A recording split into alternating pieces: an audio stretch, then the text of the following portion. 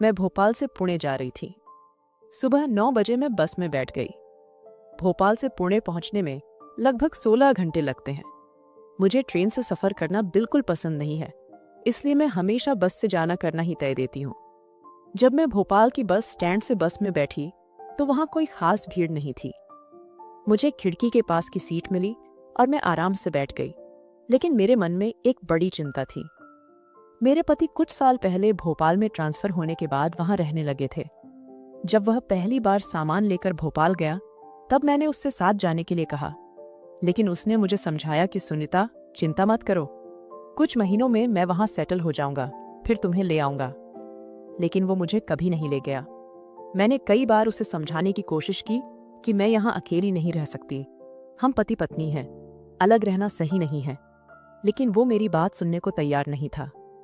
उसके भोपाल जाने के बाद उसका व्यवहार धीरे धीरे बदलने लगा। शुरू में वह मुझे हफ्ते में एक बार फोन करता था, फिर महीने में एक बार, और अब तो वह 6-6 महीनों में फोन करने लगा था। फिर मुझे एक रिश्तेदार से एक चौंकाने वाली खबर मिली। भोपाल में मेरे पति ने दूसरी महिला से शादी कर ली है और वह उसके साथ रह रहा है। यह सुनकर मुझे बहुत बुरा लगा और गुस्सा भी आया। इसलिए मैंने सच जानने के लिए भोपाल जाने का फैसला किया। भोपाल पहुंचने के बाद मैंने चुपके से पूछताछ की और जो मैंने सुना था वह सच निकला। मेरा पति वास्तव में एक दूसरी महिला के साथ रह रहा था और उनका एक बच्चा भी हो गया था। यह सब मैंने दूर से ही देखा। उससे मिलने या बात करने की मेरी इच्छा नहीं हुई, क्योंकि मुझे लगा कि उससे मिलकर कुछ नहीं होगा। मैं बहुत निराश हो गई थी। पिछले कुछ वर्षों में मैंने उसके ऊपर कितना भरोसा किया और उसकी यादों में अपना जीवन बिताया था। एक दिन वह मुझे अपने साथ ले जाएगा, इस उम्मीद में मैंने कितने साल बिताए थे। लेकिन उसने मुझे जो धोखा दिया उसे देखकर मेरे दिल पर बड़ा आघात हुआ। मैं अपनी सीट पर अकेली बैठी हुई थी। मेरी सीट 2 लोगों के लिए थी, लेकिन बस में काफी जगह होने के कारण कुछ समय के लिए मेरी सीट खाली रही। अगले एक स्टेशन पर बस रुकी और कुछ लोग चढ़े। उनमें से एक पुरुष मेरे पास आकर बैठ गया। बस में बैठे बैठे काफी समय बीत चुका था और मुझे थकान महसूस होने लगी थी। दोपहर के 3 बज चुके होंगे और मुझे प्यास भी लग रही थी, इसलिए मैंने अपनी बैग से पानी की बोतल निकाली, लेकिन बोतल में पानी तो खत्म हो चुका था। मैं बोतल को वापस रख रही थी, तभी मेरे पास बैठे उस आदमी ने देखा कि मुझे पानी चाहिए, लेकिन मेरी बोतल का पानी खत्म हो गया था। वो बोला, मैडम, आपको पानी चाहिए? मैंने कुछ नहीं कहा, लेकिन उसने अपनी बैग से एक पानी की बोतल निकालकर मेरे हाथ में दे दी। मैंने थोड़े घूंट पानी पिया और वो बोतल उसे वापस कर दी। मैंने उसे धन्यवाद कहा। अब शाम के करीब 7 बजे होंगे। बस तेजी से आगे बढ़ रही थी। मैंने उससे पूछा, आप कहाँ जा रहे हैं? उसने बताया, मैं पुणे जा रहा हूँ। अच्छा, मैं भी पुणे जा रही हूँ। यह सुनकर उसे थोड़ा आश्चर्य हुआ और उसके चेहरे पर हल्की मुस्कान भी आई। उसने बताया कि वह भोपाल में काम करता है और इंजीनियर है। सर्दियों के दिन थे और जैसे जैसे शाम बढ़ रही थी, वातावरण में काफी ठंड बढ़ रही थी। मैंने अपनी खिड़की की कांच बंद कर दी, लेकिन कुछ यात्रियों ने खिड़कियां खुली रखी थीं, जिसकी वजह से ठंडी हवा बस में आ रही थी। मुझे बहुत ठंड लगने लगी। मैंने स्वेटर तो पहन रखा था, लेकिन जल्दी जल्दी में शॉल लाना भूल गई थी, जिसका मुझे बहुत अफसोस था। अब रात के 10 बज चुके थे और ठंड बहुत बढ़ गई थी। बस के अंदर की लाइट भी बंद हो गई।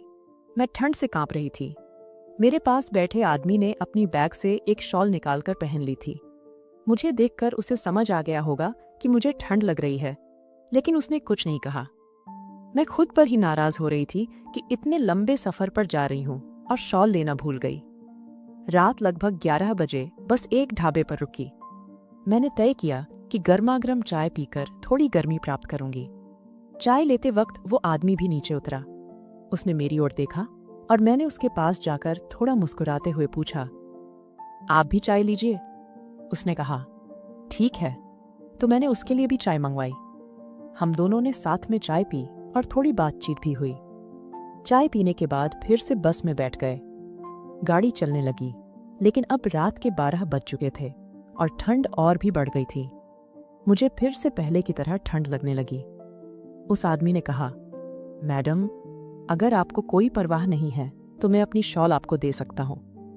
उसने अपनी शॉल उतारकर मेरी तरफ बढ़ाई।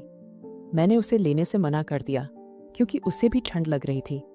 मुझे लगा कि उसके लिए यह सही नहीं होगा, लेकिन वह बहुत आग्रह कर रहा था। मैंने कहा, आप मुझे शॉल दे रहे हैं, लेकिन आपको भी तो ठंड लग रही होगी। वह हंसते हुए बोला, कोई बात नहीं, मैं एडजस्ट कर लूंगा। फिर मैंने कहा, नहीं, आप खुद को परेशान मत कीजिए। थोड़ी देर तक मैं वही ठंड से कांपती रही। तब उसने कहा, मैडम, अगर आपको कोई दिक्कत नहीं है तो हम दोनों मिलकर इस शॉल को आधा आधा ओढ़ सकते हैं। इससे हम दोनों थोड़ा सा ठंड से बच सकेंगे। मैंने थोड़ी देर सोचा और कहा, ठीक है, क्योंकि अब ठंड सहन करना मुश्किल हो रहा था। उसने अपनी शॉल आधी उतारी और मुझे दे दी। वह थोड़ा पास हो गया और मैं भी थोड़ी उसकी ओर ढल गई। हम दोनों ने शॉल को आधा आधा ओढ़ लिया और यात्रा फिर से शुरू हुई। अब रात का 1 बज गया था। कुछ घंटों में हम पुणे पहुंचने वाले थे। शॉल की वजह से मेरी ठंड कुछ कम हो गई थी, लेकिन हम इतने पास थे कि उसके शरीर की गर्माहट से मुझे काफी राहत मिल रही थी। थोड़ी देर बैठे रहने पर वह थोड़ा असहज हुआ और बोला, मैडम, मेरा हाथ थोड़ा जाम हो गया है। क्या मैं आपके कंधे पर हाथ रख सकता हूं, अगर आपको कोई दिक्कत नहीं है? मैंने कहा, ठीक है, कोई बात नहीं। उसने अपना बायां हाथ मेरे कंधे पर रखा, जिससे हम और भी करीब आ गए। मैंने उसे धन्यवाद दिया और कहा, अच्छा हुआ कि आपने मुझे शॉल दी, नहीं तो इस ठंड में मुझे बहुत दिक्कत होती। वह मुस्कुराते हुए बोला, ऐसा कुछ नहीं है, एक दूसरे की मदद करना हमारा कर्तव्य है और मुझे मदद करना हमेशा पसंद है। मुझे उसका स्वभाव बहुत पसंद आया, इसलिए मैंने उसे पूछा, आपका नाम क्या है? उसने जवाब दिया, मेरा नाम कुणाल है। मैंने कहा, मेरा नाम सुनीता है। उसने हंसते हुए कहा, अच्छा नाम है। मैं थोड़ी लजाई और मैंने कहा, थैंक यू। हम इतने करीब बैठे थे कि आसपास के लोगों को लगता था जैसे हम पति पत्नी हैं। कुणाल बोला, मुझे बस से यात्रा करने की आदत नहीं है, मैं हमेशा ट्रेन से ही जाता हूँ, लेकिन आज पहली बार बस से यात्रा कर रहा हूँ। मुझे बस में सफर करना बहुत बोरिंग लगता है। मैंने हंसते हुए कहा, ऐसा है क्या? मुझे तो बस से यात्रा करना बहुत पसंद है। फिर उसने अपनी जेब से मोबाइल निकालकर देखा और बोला, अब 2 बज चुके हैं, कुछ ही देर में गाड़ी पुणे पहुंचने वाली है।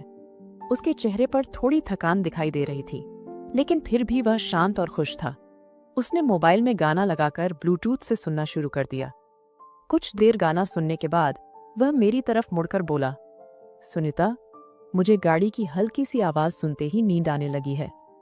उसके कंधे पर सिर रखकर मुझे एक तरह की सुरक्षा और शांति महसूस हो रही थी।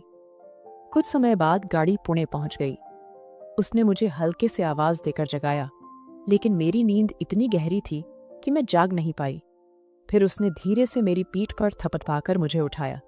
मैं तेजी से उठ गई। उसके चेहरे पर एक मीठी मुस्कान थी। वह बोला, सॉरी, लेकिन पुणे आ गया है। आप गहरी नींद में थीं, इसलिए जगाया, नहीं तो आपका स्टॉप छूट जाता। मैंने उसे देखते हुए हंसते हुए कहा, थैंक यू, अच्छा हुआ आपने मुझे जगाया, नहीं तो सच में मुझे परेशानी हो जाती। उसने मुझसे पूछा, आपको कहाँ उतरना है? मैंने कहा, मुझे वो स्टॉप पर उतरना है। यह सुनकर वह थोड़ा चौंक कर बोला, सच में? मैंने हंसते हुए उत्तर दिया, हाँ सच में, मुझे भी वहां ही उतरना है। अब मुझे भी थोड़ा अजीब सा लग रहा था कि हमारा सफर कितना समान था। करीब रात के 4 बजे बस स्टॉप पर रुकी। हम दोनों नीचे उतर गए। चारों ओर गहरा सन्नाटा था और सड़क पर कुछ ही गाड़ियां दिखाई दे रही थीं। मैंने तय किया कि यहां से मैं रिक्शा लेकर घर जाऊंगी, लेकिन उस समय रिक्शा मिलना बहुत मुश्किल था। कुणाल अब भी मेरे पास खड़ा था। मैंने पूछा, आपको कहाँ जाना है? कौन सी कॉलोनी है आपकी? उसने जवाब दिया, नहीं नहीं, मेरा घर यहाँ पास में ही है। मैं बस रिक्शा मिलने तक आपके साथ रुक गया हूँ। उसकी इस बात ने मुझे उसका बहुत सम्मान बढ़ा दिया। मैंने उसे मुस्कुराते हुए कहा, थैंक यू। अब लगभग 4:30 बज रहे थे और न तो रिक्शा मिल रही थी और न ही कोई वाहन। फिर उसने कहा, सुनीता, अगर आपको कोई परेशानी नहीं है तो क्या आप मेरे घर चलेंगी? मेरा घर यहाँ पास में है और बहुत रात हो चुकी है। यहाँ ज्यादा देर ठहरना मुझे सुरक्षित नहीं लग रहा। मैंने थोड़ी देर सोचा। वह सभ्य लग रहा था और उसका व्यवहार भी बहुत अच्छा था। मैंने उस पर भरोसा करते हुए कहा, ठीक है, चलिए। हम दोनों अपनी अपनी बैग्स लेकर चलने लगे। रास्ते की खामोशी में हम दोनों ने ज्यादा बात नहीं की, लेकिन उसके साथ चलने में मुझे एक तरह का सुकून मिल रहा था। कुछ देर चलने के बाद हम एक साधे से घर के सामने पहुंचे। उसने अपनी जेब से चाबी निकालकर दरवाजा खोला। हम अंदर गए। उसका घर बड़ा नहीं था, लेकिन 2 कमरों का छोटा सा लेकिन साफ सुथरा घर था। उसने कहा, सुनीता जी, मेरे घर में आपका स्वागत है। मैंने थोड़ी शर्मीली आवाज में कहा, धन्यवाद। उसने बताया, मैं यहाँ बहुत कम समय रहता हूँ। मेरा काम भोपाल में ज्यादा होता है, इसलिए कुछ दिन भोपाल में और कुछ दिन यहाँ रहता हूँ। मैंने कहा, आपका घर बहुत अच्छा है कुणाल जी। उसने कहा, धन्यवाद। सुनीता जी, आप बेड पर सो जाइए, मैं सोफे पर सोऊंगा। मैंने तुरंत कहा, नहीं नहीं, आप बेड पर सोएं, मैं सोफे पर सो जाऊंगी। वो दृढ़ता से बोला, ऐसा नहीं होगा, आप मेरे घर की मेहमान हैं। मैंने हार मानकर कहा, अगर तुम्हें बेड पर सोने नहीं दूंगी तो मुझे अच्छा नहीं लगेगा। कुणाल ने मुझे अपनी बात मानने पर मजबूर कर दिया और हम दोनों अपनी अपनी जगह सो गए। सफर की थकान की वजह से मुझे जल्दी ही नींद आ गई।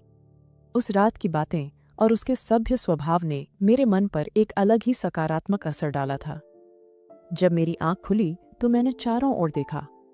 सामने दीवार पर एक घड़ी लटकी हुई थी और सुबह के 9 बज रहे थे। मैंने देखा कि कुणाल जी उठ चुके थे और घर में कुछ सफाई कर रहे थे। घर में थोड़ी बहुत गंदगी थी और वह उसे साफ कर रहे थे। उन्होंने मेरी ओर देखते हुए गुड मॉर्निंग कहा और बाथरूम की तरफ इशारा किया। मैं बाथरूम में गई। वहां कोलगेट रखा था तो मैंने उसे लिया और ब्रश किया। जब मैं ताज़ा होकर बाहर आई तो मैंने अनजाने में कुणाल जी की तरफ देखा और कुछ क्षण के लिए उस नज़ारे में खो गई। उन्होंने शर्ट उतार रखी थी और वह सिर्फ बनियान में थे।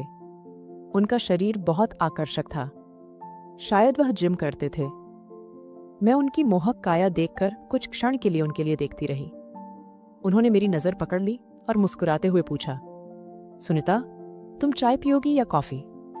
मैंने कहा, मैं चाय लूंगी।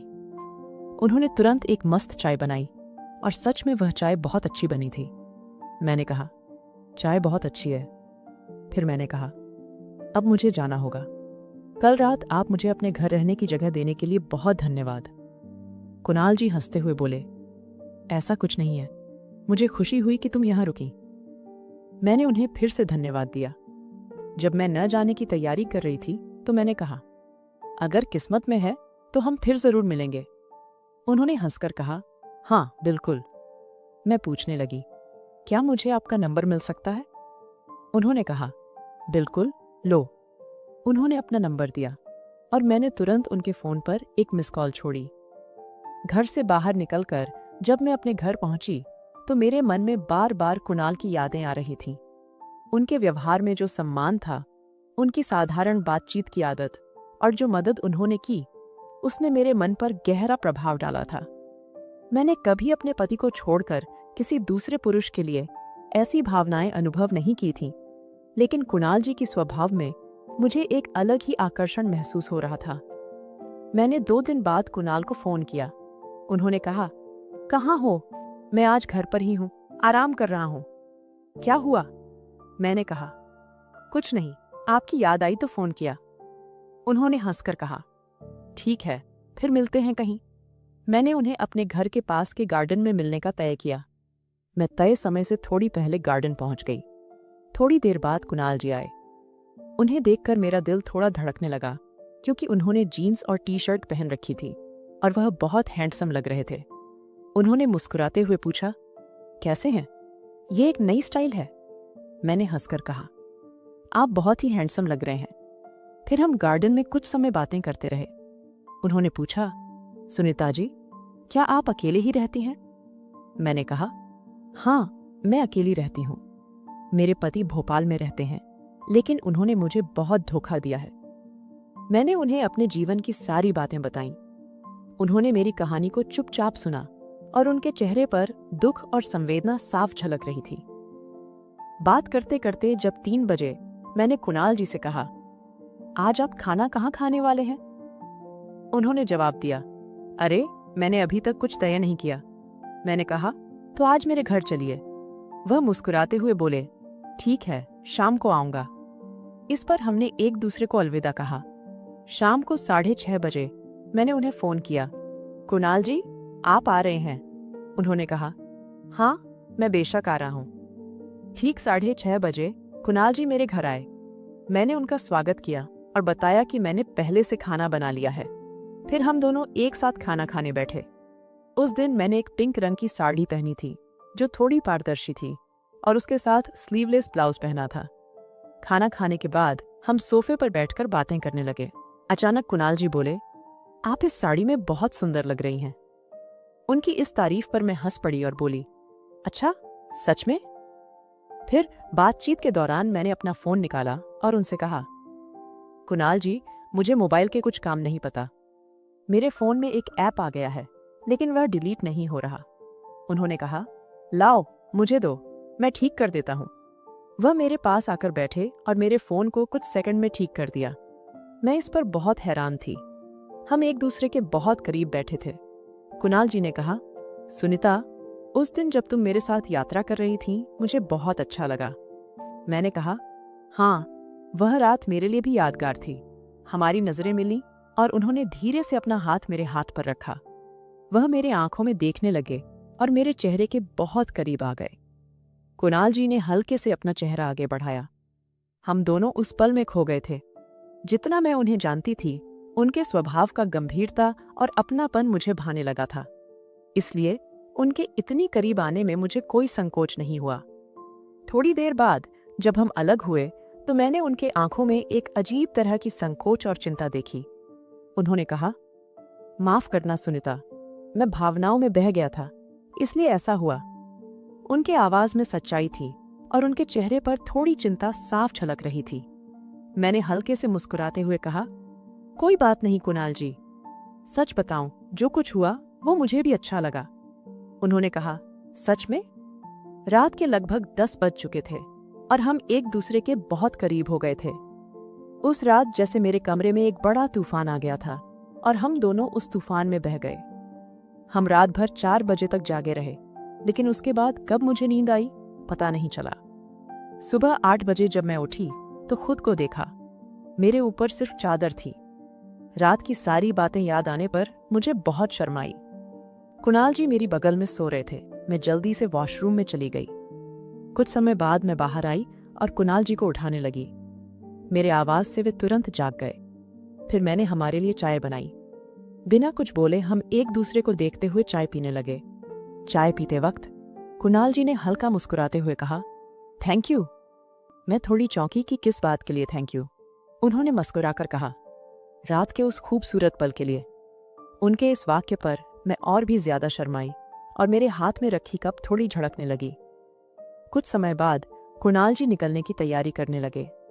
जाने से पहले उन्होंने मेरी ओर देखकर पूछा, तुम ठीक हो ना सुनीता?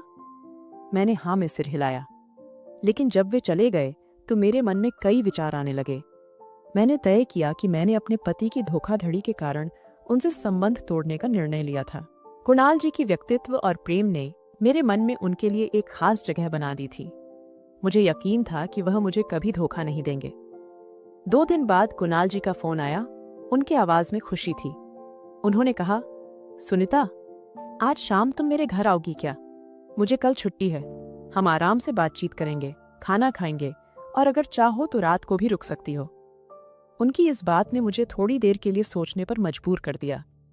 इस प्रस्ताव ने मेरे मन में हल्का सा गंदला पैदा किया, लेकिन मैंने तय किया कि आज एक मौका है उस चीज को कहने का जो मेरे मन में है।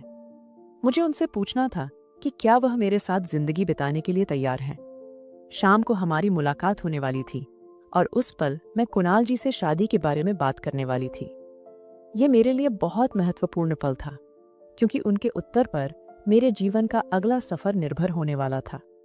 फिर भी मैंने तय किया कि मैं उस प्रश्न को सहजता से पूछूंगी, ताकि उन्हें दबाव महसूस न हो और उनका सच्चा विचार मुझे जानने को मिले। तो दोस्तों, क्या मैं कुणाल जी के घर गई और उसके बाद क्या हुआ, ये मैं आपको अगले भाग में बताऊंगी। आपको यह कहानी कैसे लगी, कमेंट करके जरूर बताएं।